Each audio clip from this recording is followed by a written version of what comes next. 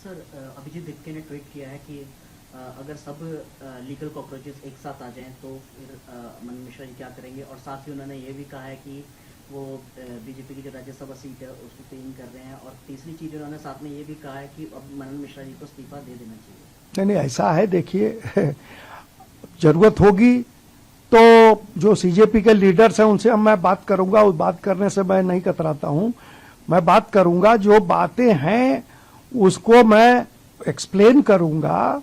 दरअसल ये कहीं कोई बात नहीं थी कि स्टूडेंट के इंटरेस्ट को कोई आघात पहुंचे, उस उद्देश्य से ये जो निर्णय हुआ अचानक, और उसको तुरंत जब काउंसिल ने अप्रूव नहीं किया, काउंसिल में बात चली, काउंसिल में सारे सीजन्ड लोग हैं, और बातचीत करने के बाद हम लोगों ने उसको पूरी तरह विड्रॉ किया। कोई इंक्वायरी का कोई सवाल नहीं है।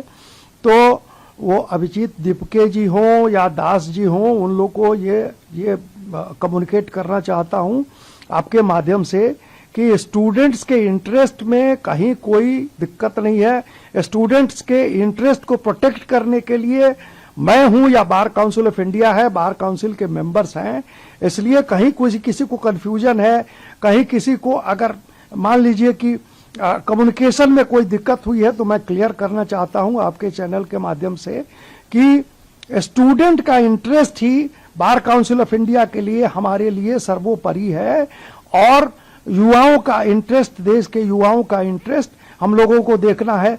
जो अभिजीत दिपके जी चाहते हैं युवाओं के इंटरेस्ट को प्रोटेक्ट करना, वही हमारा भी उद्देश्य है, इसलिए कहीं कोई इंटरेस्ट का क्लैश नहीं।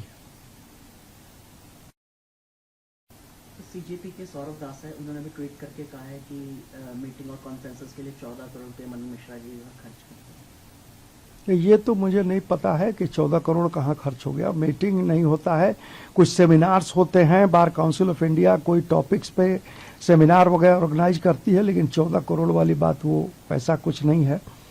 लेकिन देखिए बात यह है कि कहीं कोई कम्युनिकेशन गैप है तो सौरभ दास जी हों, दिपके जी हों, सब इन लोगों से बात करके कोई अगर कुछ एक्सप्लेन करना है तो वो एक्सप्लेन किया जा सकता है। मुझे लगता है कि कहीं ना कहीं कोई कम्युनिकेशन गैप है, इसलिए इस ढंग का ट्वीट आ रहा है।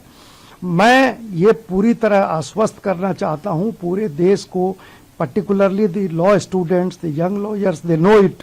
अभी हमने प्रोटेक्शन का मामला लॉयर, यंग लॉयर्स के और लॉयर्स के प्रोटेक्शन का मामला संसद में उठाया है, और मैं उम्मीद करता हूं कि वो बिल भी पास होगा, एक्ट आएगा वकीलों के प्रोटेक्शन के लिए। तो वकीलों के हित की रक्षा, यंग लॉयर्स के हित की रक्षा, ये करना बार काउंसिल का काम है। मैं ऑलवेज, मैंने ये भी जो आदेश आनंद फानंद में एक आदेश हुआ, लेकिन तुरंत काउंसिल ने रोका, काउंसिल में मीटिंग हुई, काउंसिल ने उसको विड्रॉ किया, और अपना पर्पस ये था कि जुडिशरी से लॉ स्टूडेंट्स को कोई क्लैश ना हो, उनको इंटर्नशिप में कोई दिक्कत ना हो। जुडिशरी में, सुप्रीम कोर्ट में इंटर्नशिप जो मिलता है उसमें कोई बाधा ना पहुंचे। 1 हफ्ते का होता था वो 2 दिन का हो गया है, अब उसमें भी कोई बाधा पहुंचेगी तो लॉ स्टूडेंट्स को दिक्कत होगी। तो मनसा ये है, जो दिपके जी चाहते हैं, जो सौरभ दास जी चाहते हैं, वही हम भी चाहते हैं कि स्टूडेंट्स का इंटरेस्ट, स्टूडेंट्स का जो वेलफेयर है उसको प्रोटेक्ट किया जाए, और उनका राइट्स प्रिविलेज जो है सो वो प्रोटेक्टेड रहे। बस इतना ही पर्पस है।